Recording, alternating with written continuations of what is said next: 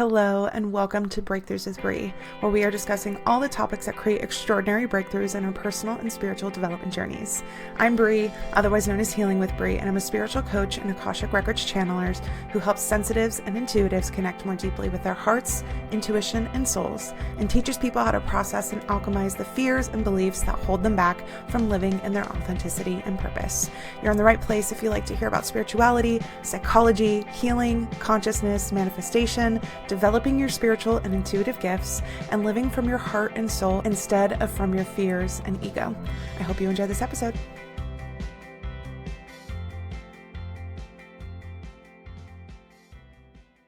Hello, everyone, and welcome back to Breakthroughs with Bree. Today, we are discussing a very interesting question that I love to gab about, love to talk about, which is how do we create our experience? I talk about this, I use this phrase a lot, and I want to talk about it more. I just made a reel a little bit about it on social media, and I'm just feeling really inspired. I feel like the guides want to come through and give another take on this topic, because this topic of how do I create my experience feels like it's like the linchpin for manifesting. It's one of those catalysts, one of those pieces of information that when you see it differently, manifesting becomes a lot easier. At the very least, meeting the needs that you have or starting to get experiences that you want becomes a lot easier. And that empowers us. That puts us back in our power. That is us stepping out of victim energy and going into, you know what? I want to feel something. I want to experience something. Bree taught me how. Okay?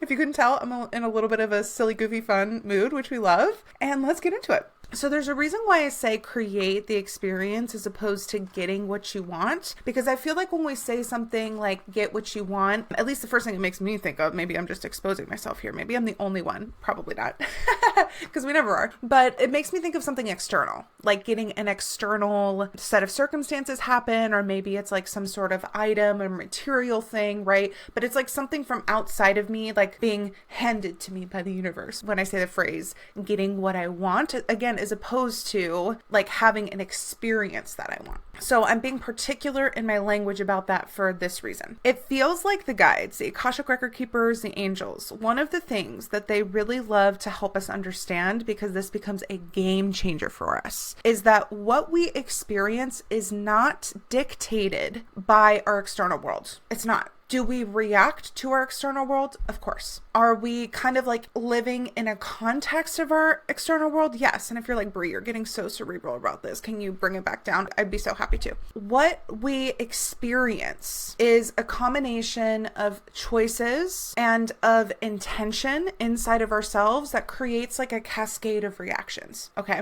And we are the ones that have the power over what our internal experience is with any given thing that's happening around us. But there's a thing that happens like in the development of our human selves. This is what the guides are showing me. And we get a little stunted in our development. And this feels like it's kind of like on the bell curve of even how like we're parenting and our collective consciousness and just like our ability to mature as a species. They're saying it's connected to all of that. But kind of in the same way that like when we feel codependent on other people, what that really means is like if you are not okay, then I can't be okay. Like if you're upset, then I can't be at peace.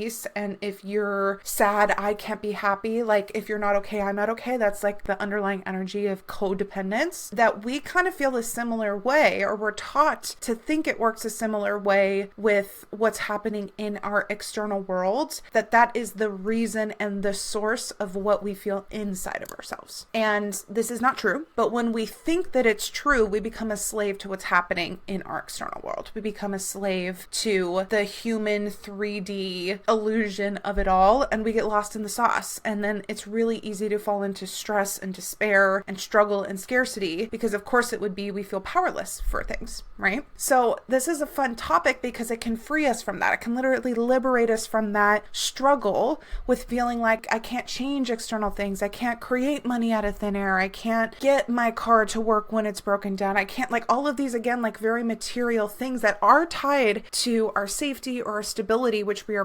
programmed in our body and our physiology to need to experience. So there's an importance to them. But how we get to those experiences, oftentimes we're a little bit flawed in our understanding, aka a little bit immature in our understanding, which is not a diss. It means like we literally just have not been able to mature into that skill set, into that information, and the guides want to help us do a little bit of that now. I talked about this in another episode. I think it was around abundance and manifesting, but this was one of the downloads that they gave me about the whole thing. Okay. And this is around abundance. They talked about our ego being a gatekeeper for the kinds of experiences we want to have, and abundance is such a good one. So a lot of people talk about and really romanticize this idea of getting rich. And there is something that's really like tangible and juicy about that. I feel like that's really pointing us to how in our collective, even with the vast and abundant amount of resources, there's so many people who are fighting for their basic levels of safety, like physical safety, like from a resource perspective safety, from like a health perspective, like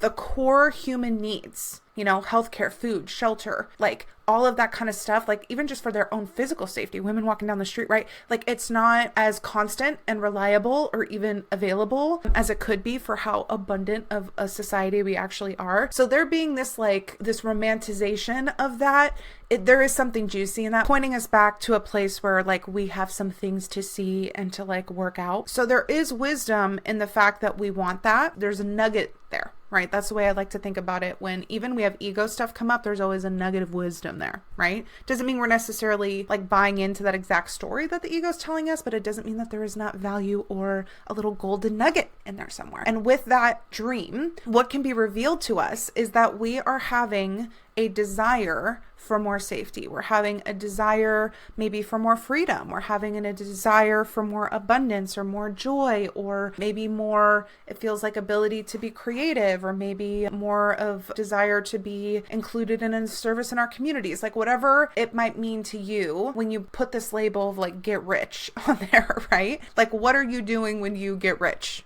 You know, like that can point you towards what the underlying desire and or need that you have that is kind of like not all the way getting met or something is really about, which then leads you into the deeper work. I'm going to stick with the experience of abundance. Okay. People use this word, and I think it's great that we're heading in the direction of really understanding abundance and what it means, and simply just asking the question and seeking out this vibration is good. But I do think that we have a little bit of a gap in how we understand that energy that I just want to clear up really quick as I continue to move through this example. Abundance is seeing like the overflow of all the good things everywhere. There being not only enough, but and some of anything. It can be an abundance of support, an abundance of love, an abundance of beauty, an abundance of safety, an abundance of joy, right? And therefore, abundant energy in itself is like this overflowing well. It feels like of resource, of experience, of vibration, of like untapped potential for us everywhere. Now, the reason why abundance gets tied to something like money is because money itself is just a representation of exchange of resources, and because one of the most powerful vibrations to create more of what we want, including money, is the vibration of gratitude, which is acknowledging that there's enough, acknowledging that there's more, and then even feeling thankful for that fact. So this is why it feels like they're all kind of like tied together. Now, coming back to the download and the example that they gave, there was a time when I was really thinking that abundance looked like luxurious life or luxurious experiences, which isn't wrong, and like so many reasons why we're conditioned to think that. So like no shame on past Brie, but there was a part of me that really felt that, and that if I didn't have, you know, kind of like a nice or beautiful or, you know, luxurious external experience, that it wasn't abundant. And I was trying to create those abundant experiences because I didn't have them now and I wanted to experience them. That was kind of like the little bit of the mindset that I had. And I had this huge download that literally the only reason that I wasn't experiencing that abundant type of experience, the true abundant type of experience, was because my brain was putting what abundance looked like in a box and essentially gatekeeping it. So for me to think that I could only really experience abundance if I was in like a luxury car versus like whatever beat up secondhand thing that maybe I had started driving in, was my ego. Again, putting abundance in a box and gatekeeping me from experiencing abundance unless I was in the circumstances it had labeled as abundant.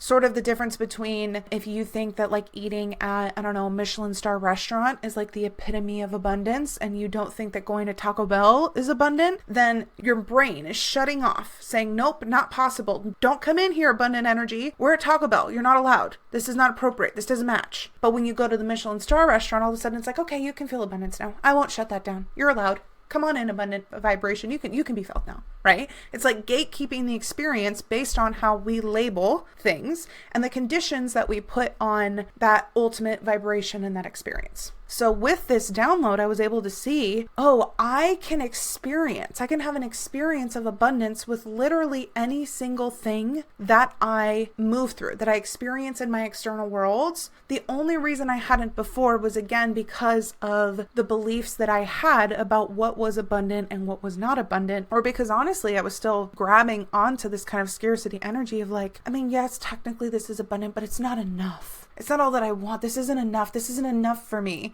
right? Which is like all scarcity ego mind coded. And I was gripping onto that, thinking that that was the energy that was going to take me to getting me more. And that's very much an ego strategy, like coming from that critical place and thinking that that shame and judgment of something is somehow going to motivate us into getting something better, which on some level works for some people. And that's definitely like the parenting modality most of us were taught with. And, most 3D like people running businesses and stuff will kind of be on that level. But when you're trying to get into like a soul powered life, a life of ease, a life of abundance and blessings from your soul, like you've got to start swapping out ego strategies for soul strategies. Ego strategy says you got to look at what's wrong, what's not enough, what's bad, how other people are better. And you got to do that judge, compare, shame game in order to have fuel to be better. And if you don't do that, you're complacent. You're lazy and you're never going to get there. You're never going to hustle. Wrong.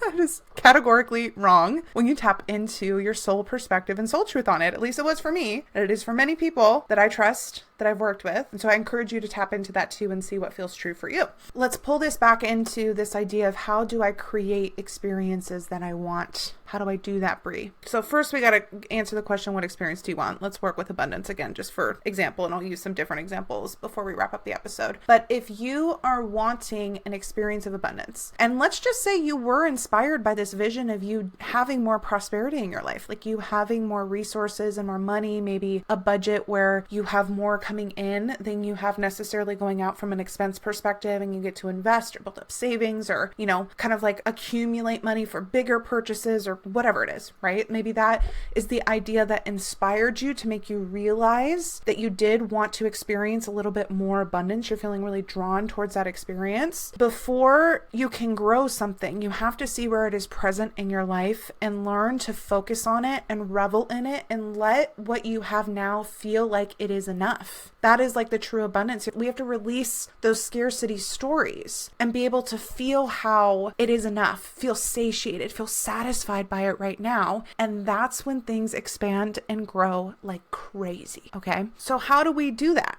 How do we start to feel satisfied and fulfilled and like something's enough when we've got this vision of it being different or what we might initially say is better? That leads to the first thing is like what we're imagining for ourselves or hoping for ourselves, us judging it as like bad or good or better is an ego thing. It's different and it might even be a little bit more enjoyable to us, but that does not mean that what we have now cannot be enjoyable or that it's bad or worse in any way. And if we're going to think about it like that, it's going to be a little bit more of a struggle to manifest what we want. That's what the guides are showing me right now. Okay. So what we want, what we're imagining isn't inherently better. It feels like it's just a version of our life where we have learned to expand the things that we like most or the things that we want most. But again, in order to do that expanding part where we direct our attention and our energy and our focus is what expands. So then now our work is how can I direct my attention and my energy towards this thing and really see it and feel it and receive it right now. There might even be a little bit of work of,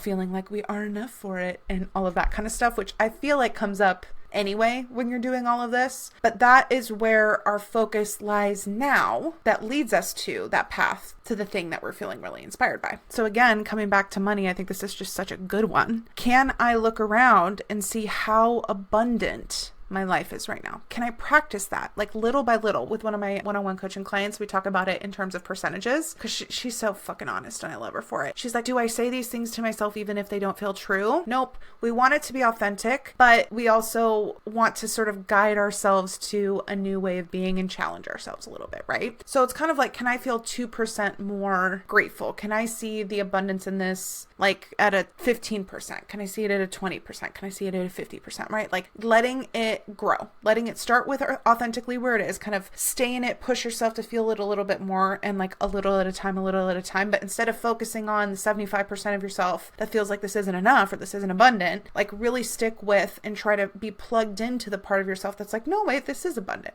right? Even the fact that I have a ton of expenses is abundant because you want to know why? I'm exchanging for something that is valuable or important to me in every single one of those expenses. Isn't that kind of abundant? Isn't that abundant that there's like even the opportunity to exchange with such ease? Like we have these things called banks and we have credit cards and we have all these online things that automatically bill this and send this to here. And like with actual ease, crazy amount of ease and convenience, I get to exchange for all of these things in my life. And then you even look at what do those things give you? My rent or my mortgage, this place that I get to call home that is in a safe neighborhood, that's in a beautiful place, right? Like whatever fill in the blanks of what that is for you, where my family is housed, where I'm here with my pets, right? Like, wow, how abundant is that? Or even if it's my streaming service, do you know how many creative projects and authentic expressions and connection points and moments of laughter and tears, like an abundance of all of that in one of those streaming platforms? Like we could never sit down and watch every single thing on one of those streaming platforms. Like that is how abundant that is. Or even for your internet or your phone,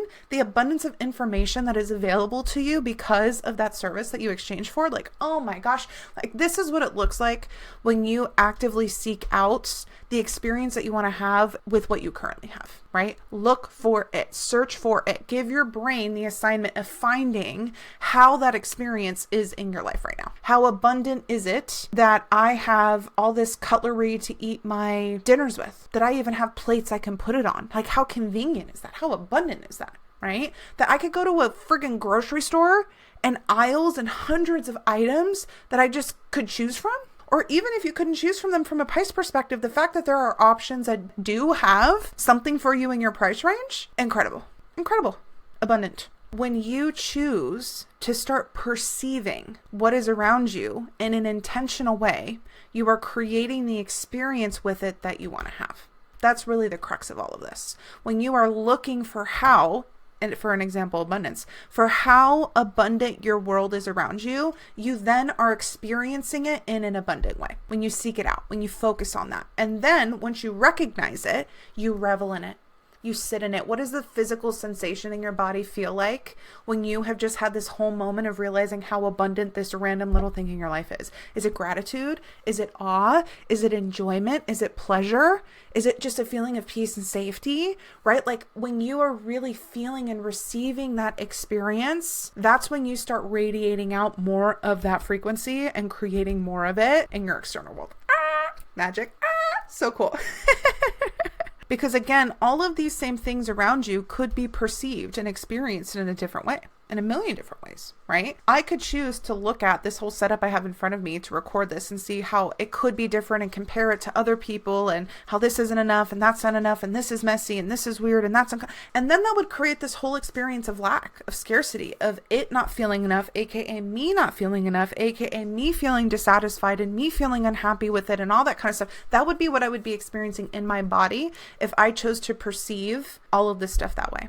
Or I could choose with my choice, with my intention, with the muscle that is my brain, to look around and see how freaking abundant is this. That in the comfort of my own home and through all of the abundance of technology and resources, I could literally sit here talking to nobody other than my dog sleeping in and all of a sudden this goes out to all of you guys. Like, that's freaking crazy that just for this little webcam I have, I can have like great video so you can see me if you're somebody that likes to see somebody visually talk, or again, finding this mic on Facebook Marketplace and being able to have like pretty good audio if you're listening to it, and like the guides helping me like inspire what to talk about. And this goes out to people who actually want to listen to it. And again, it's in the comfort and ease of my own home. And it's just like, that's incredible. It's incredible.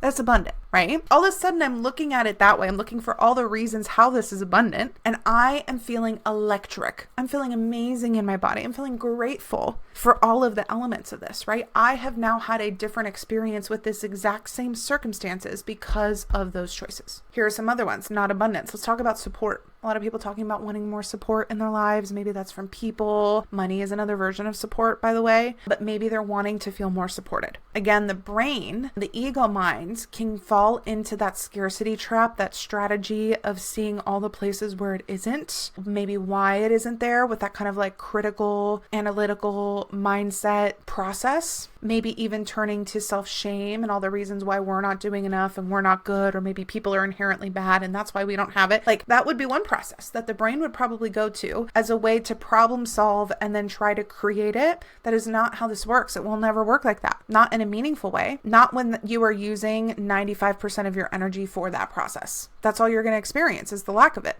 Now, another episode could be spent on how much time and energy could we put towards looking at things honestly and learning from what's not working for us. But frankly, I think that we really overestimate how much energy needs to be spent on that. And we're almost a little too good at that. You know what I'm saying? So I'm going to stay focused on where it feels like 85% of our energy should be focused, which is, where do we have it? How do we have it? How much do we enjoy having it? What is that experience of having it and receiving it? Like, it feels like 85% of our energy should be focused on that part. Okay. So when we're talking about support, again, look for all of the ways that you are supported in your life. Every single little, tiny, supposedly inconsequential way that you could look and see how you are supported. Feel it, acknowledge it, be grateful for it. If you can feel the way that you want to feel for the tiniest, most mundane things, that is how you feel it for these big dreams that you have. You feeling supported by the chair you're sitting in, that was built by another human from inspiration in their mind, their hard work, their expertise, from the earth growing the materials for us and the tools and all these things that are made, and it being here right now, the gravitational force of the earth working in such a way to where you can even sit down and this chair is fully supporting you. Literally, this sensation in my body of being supported by my chair is support. Can I receive that experience? Can I fully be like, what does that feel like? Do I kind of feel grateful for my chair? Because I kind of do. Am I grateful that I don't have to be standing up? That all of my weight is being supported by this. I don't have to worry about it going away, it breaking, it's stable, it's sturdy. It's like having trust in something to have me.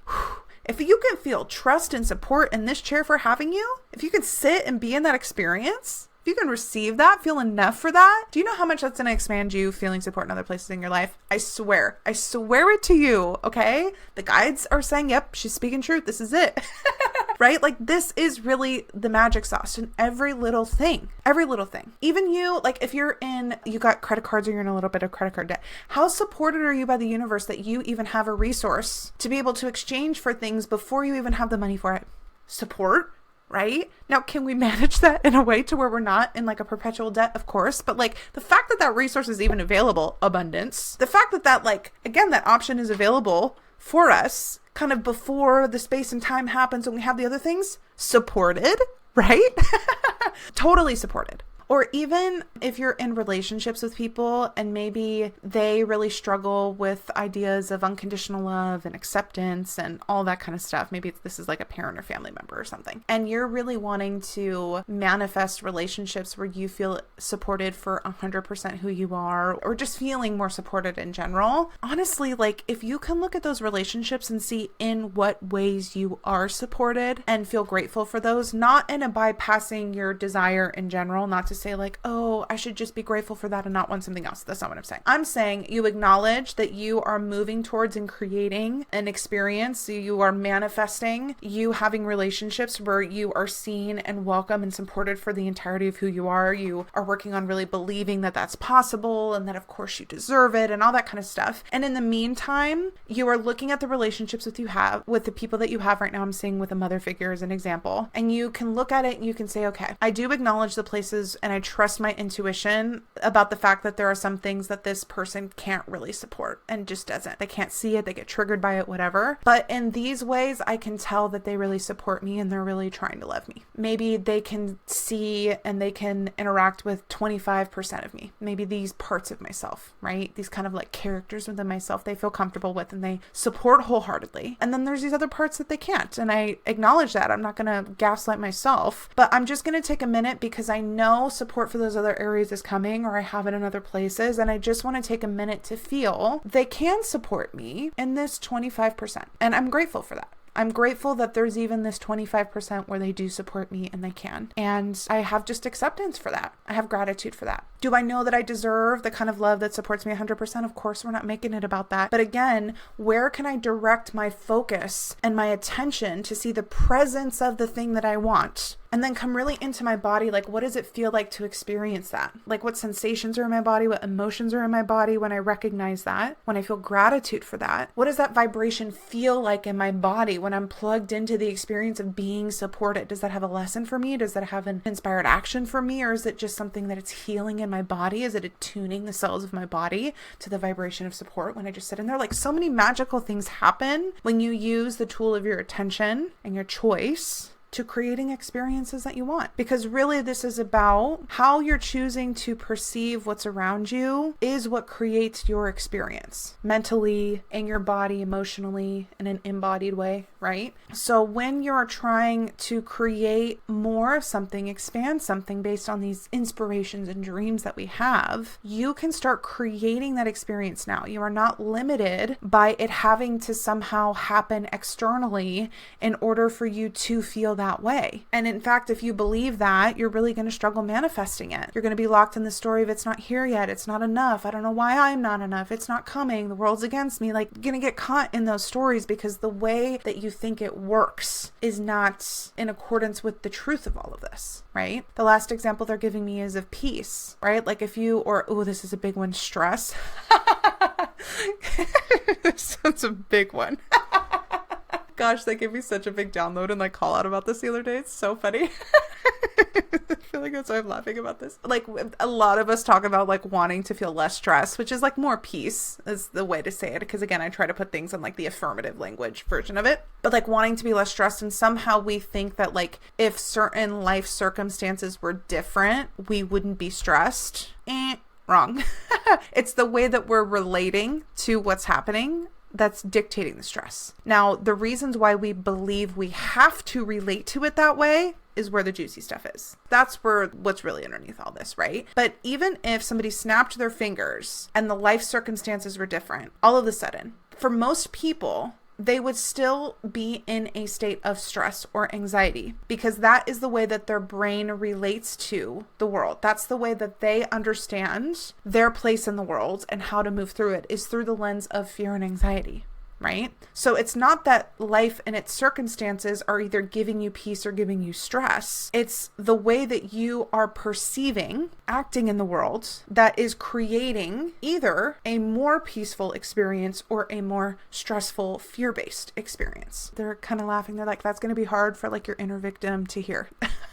Yeah, they're saying it can start with something as simple as asking yourself, how can I start feeling more peace in this situation? Whoa, lob the question. Let your brain help find the answer. Open your channel so your intuition can help you find the answer, so your guide, your higher self can drop in a little download, or to where they can bring you information or somebody to help teach you that. Where is there already peace in myself or in my life? How can I focus and expand that kind of experience or those places in my life so that I can access peace more readily? Even with something like love, where is there already love in my life? Where am I feeling like I'm able to easily access that love energy? And if I'm feeling like I want to experience it more, how can I do that? How can I really be in that vibration? This one is interesting because it feels like where we actually want more love, which is non-judgment and compassion, is a starting place for most of us, is directed back towards ourselves. Whoa. I know. And it's not really from other people. We just like are conditioned to think, again, it's the external thing that finally helps us feel that way. And there's this like romanticizing of like the partner or the friends or like whatever. But really we just want like the inner child in ourselves or all of these sort of like rejected parts of ourselves. They just want us to accept them. They want us, like present self, to be like, oh no, you're good. There's nothing wrong with you. Oh yeah, you're normal. Of course you're acceptable. Of course you're lovable. Oh, I get that. I have compassion for that. You're good. You're always here. You don't got to get kicked out. No, you're welcome. Come around. Heck yeah. Like they need us to be our own besties, you know? They need us to actually have unconditional love for them. All these like rejected, small, vulnerable parts of ourselves. And we create that experience again within ourselves, the way that we perceive ourselves. I know, crazy. There's a lot of potential with this concept. I'll just say, I'll leave it at that. You create your experience with your perception. And that's a magical thing. Leads us back to our power to create our experiences, because when we stay focused on that perception, we are staying in that vibration. When we are staying in that vibration, not only are we beaming that out of our electromagnetic fields and things around us starting to shift and respond, but we also are in the vibration to receive inspiration for action that will help change our circumstances or help us receive like physically, materially new things. And that's when some really crazy, cool manifestations can come in. And then after we've mastered the internal experience of what we want in any circumstance, that's usually when the external thing we were inspired by finally drops in. But by that point, it's not as big of a deal if it comes, because we're already like in such contentment and satisfaction and fulfillment with what we have currently. And that's the beauty of it. I hope you guys all have a wonderful week. I hope this made sense. Ask me questions about it. If there's more you'd want me to talk about or teach about, or like a specific experience you feel is a little tricky to try and create yourself, let me know. We can chat about it. We can have an episode on it maybe, or maybe we just message about it. Who knows? I love talking with you guys. Have a wonderful week, and I will see you next time for more breakthroughs. Bye everyone. Thank you so much for listening to this episode of Breakthroughs with Brie. But before you go, please take a moment to either rate and review the podcast on whatever platform you're listening to it, or share this episode or maybe one of your other favorites with friends or loved ones that you think might enjoy or benefit from this content. Both of those things help more than you know, so that I can keep creating these episodes to help us all have more breakthroughs. Remember, you can connect with me on social media, sign up for my email list, hear what products, services, or events that I'm currently offering, all in the link in the show description, or by visiting my website, healingwithbrie.net. Thank you from the bottom of my heart for your support and for the time that you're taking to heal yourself and align more with your beautiful soul, as it helps us all so much more than you realize. I'll see you all next week for more breakthroughs.